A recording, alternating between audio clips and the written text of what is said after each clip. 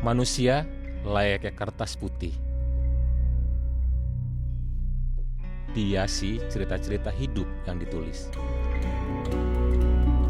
Manusia terlahir tanpa bisa memilih, di mana, dengan siapa, dan kapan dilahirkan. Tapi bukan berarti manusia harus berserah pada garis takdir. Banyak keajaiban-keajaiban yang bisa ditemui jika kita mau terus berusaha.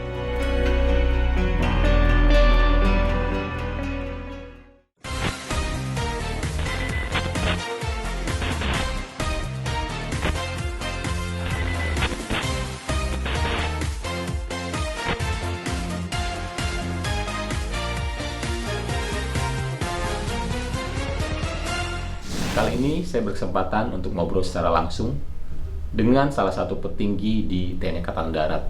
Beliau juga menjabat sebagai gubernur di Akademi Militer. Mari kita sapa bersama-sama. Selamat pagi, Pak. Apa kabar, Pak? Kabar baik di Magelang. Pendidikan masih proses seperti biasa, Pak? Seperti biasa, berjalan dengan baik. Saat ini Bapak sebagai gubernur di Akademi Militer.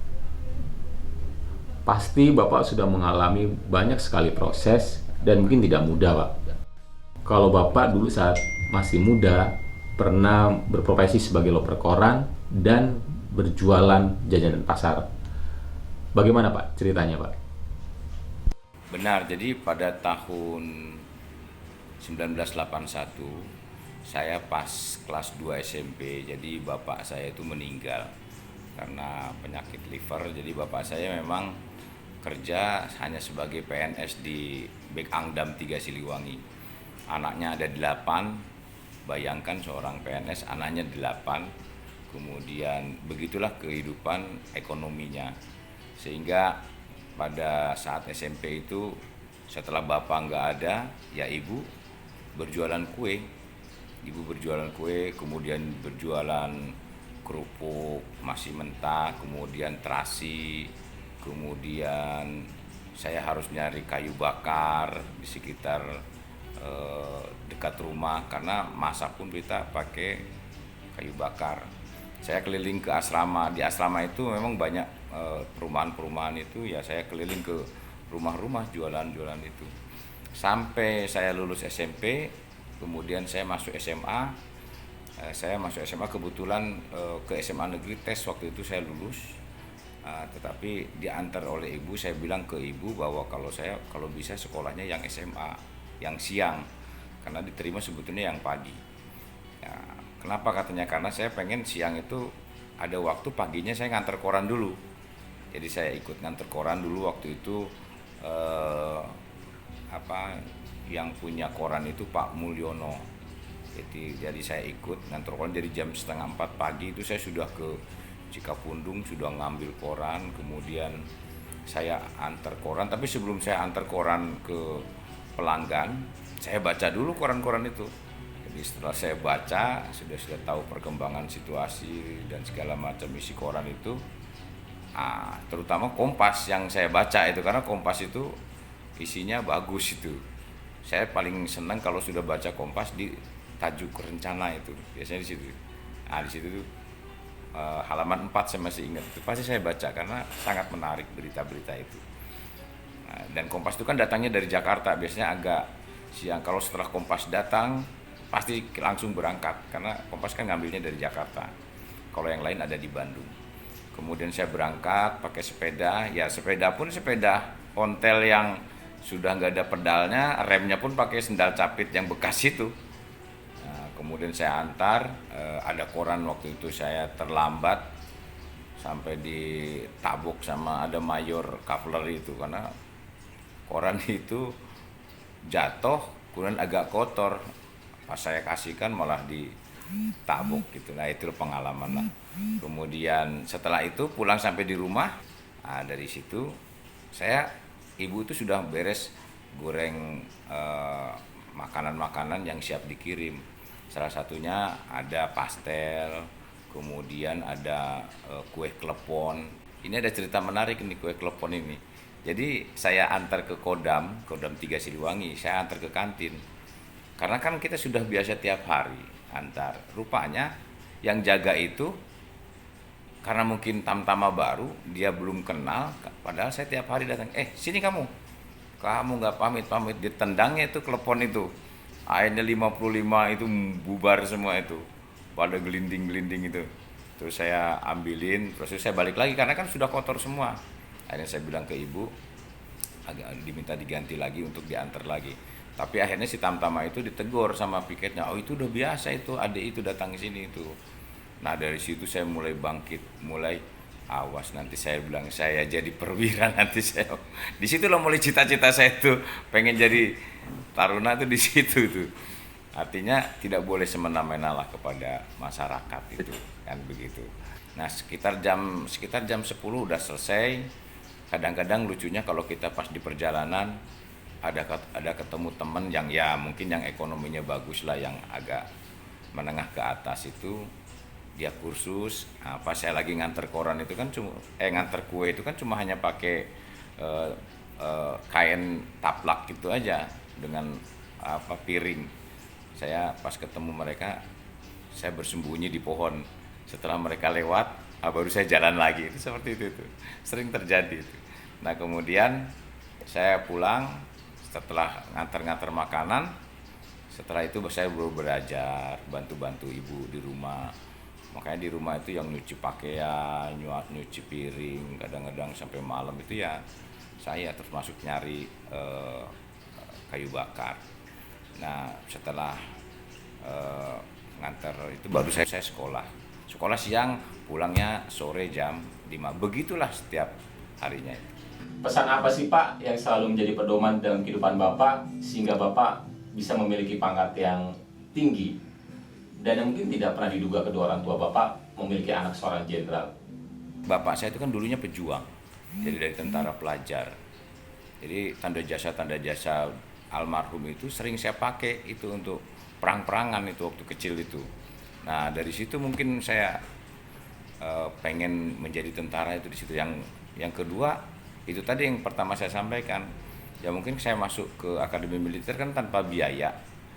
Kalau saya kuliah bagaimana kan, waktu saya di Magelang pada saat tes Pantohir saya diterima di perguruan tinggi itu, kemudian saya dikasih kesempatan oleh panitia, silakan telepon orang tua apakah dipertimbangkan bisa masalah memilih mana perguruan tinggi atau akademi militer. Cuma disampaikan oleh panitia bahwa kamu kelihatannya bakal diterima di akademi militer. Akhirnya kesempatan itu saya komunikasi dengan orang tua. Akhirnya kata orang tua, udahlah dong, kuliah itu biaya dari mana ibu, katanya. Saya masih punya adik 2 perempuan, dua-duanya. Akhirnya ya saya memilih akademi militer. Oleh karenanya di akademi militer saya betul-betul menikmati betul. Ya makan gratis, apa gratis semuanya, sehingga selama ini kita mengeluarkan biaya kita tidak, sehingga selama pendidikan saya semangat betul itu. Kalau dari ibu itu yang sangat menarik itu, ibu itu kalau setiap dapat rezeki, dapat makanan, misalnya dari kampung atau dari mana, itu selalu seasrama itu dibagi, itu tetangga-tetangga dekat itu. Artinya kemurahan hati ibu itu kepada sesama itu luar biasa. Sebetulnya bapak pun sama, bapak tuh sering mengumpulkan keluarga-keluarganya, kebetulan bapak tuh anak yang paling besar. Nah kemudian pesan dari ibu itu pokoknya bahwa banyak-banyak berbuat baiklah kepada setiap orang. Karena memang Tuhan itu mengajarkan hablum minanas, hablum minallah. Jadi hablum minanas dulu. Banyak-banyak berbuat baiklah kepada orang. Kalau rezeki itu pasti Tuhan yang nanti akan menentukan. Beberapa bulan yang lalu sebelum pandemi saya sempat berkunjung ke Akademi Militer melihat secara langsung Bapak bertugas. Terlihat tidak ada jarak antara Bapak dan perwira Akademi Militer. Karakter apa sih Pak yang Bapak ingin bangun dari kedekatan tersebut Pak?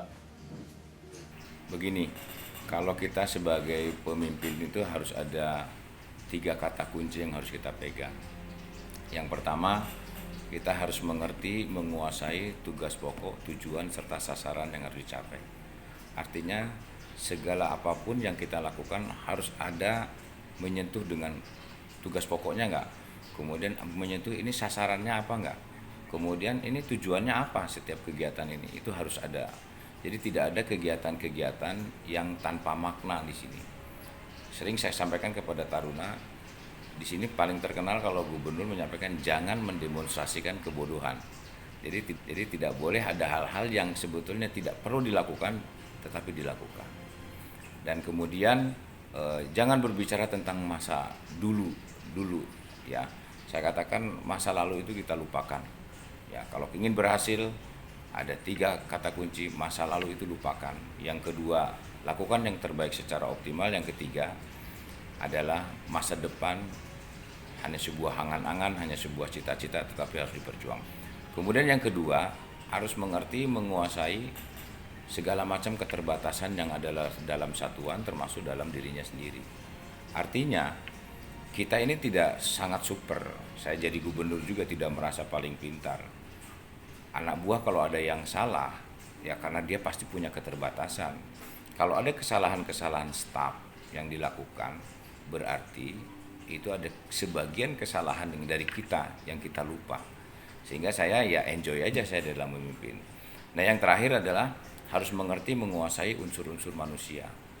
Itu katanya sebagai bapak, sebagai guru, sebagai rekan, sebagai komandan itu dimainkan. Nah, saya tidak selalu menempatkan posisi saya terlalu tinggi khususnya kepada para taruna. Saya banyak berlakukan saya sebagai bapak kepada mereka. Nah, taruna pun begitu. Saya ajari mereka itu nanti kamu harus jadi komandan seperti apa, jadi orang tua seperti apa, jadi rekan seperti apa. Banyak di sini kegiatan-kegiatan taruna yang saya sampaikan, kamu coba cek ke anak buah saya yang ada di Panca Arga. Jadi di sana orang-orang yang gajinya minus-minus itu sama saya kasih duit 200.000 sampai 300.000. Kemudian taruna suruh pesiar ke organik yang ekonominya kadang-kadang yang sudah istilahnya yang minim lah, biar mereka tahu kondisi prajurit itu seperti itu, sehingga suatu ketika nantinya dia jadi pemimpin, dia tidak semena-mena kepada anak buah, dia tidak semena-mena mengambil haknya anak buah, tidak semena-mena dia marahi anak buah. Apa harapan Bapak untuk calon-calon perwira TNI saat ini, Pak? Pesan saya kepada calon perwira bahwa tidak mudah membalikan telapak tangan. Semua itu perlu perjuangan. Ya, kalau kita ingin berhasil, hanya 2 kata kunci. Yang pertama, kita harus mengerti tujuan hidup itu untuk apa. Ya, yang kedua, kita harus mengasihi sesama manusia. Karena saya katakan ke mereka, perjalanan hidup saya tidak terlalu pintar. Saya bilang fisik saya juga biasa-biasa. Ya mungkin yang mengantar saya seperti ini karena saya banyak berbuat baik aja mungkin kepada orang lain. Selalu berpikiran positif, jangan berpikiran negatif kepada orang lain. Banyak-banyaklah bermurah hati. Karena ada pepatah mengatakan orang yang bahagia itu belum tentu bermurah hati. Tetapi saya belum pernah melihat orang yang bermurah hati itu tidak bahagia. Pasti dia bahagia. Saya sampaikan kepada taruna, calon-calon perwira, kalian itu adalah seorang TNI berasal dari rakyat, oleh rakyat, dan untuk rakyat. Ada di 8 wajib TNI itu, yang ke-8 itu menjadi contoh dan memelopori segala usaha-usaha untuk mengatasi kesulitan rakyat sekelilingnya. Karena kalian berasal dari rakyat, maka rakyat yang harus diutamakan. Apapun kekuatan yang kita lakukan, kekuatan rakyat itu yang paling dasar. Oleh karenanya, belajar dari sekarang, cintai teman, ya cintain senior, junior, jangan terlalu banyak memposisikan jabatan, pangkat seakan-akan lebih tinggi yang kemudian akhirnya kekuasaan yang akhirnya menjadi nomor 1. Ingat bahwa Abraham Lincoln itu presiden Amerika yang ke-16 itu mengatakan untuk mengetes atau menguji keaslian seseorang itu mudah, kasih dia kekuasaan. Kalau dikasih kekuasaan itu akan kelihatan aslinya. Oleh karenanya dimanapun kalian berada, dimanapun kalian bertugas, dan apapun jabatannya, kembali kepada jati diri siapa yang sebenarnya manusia itu.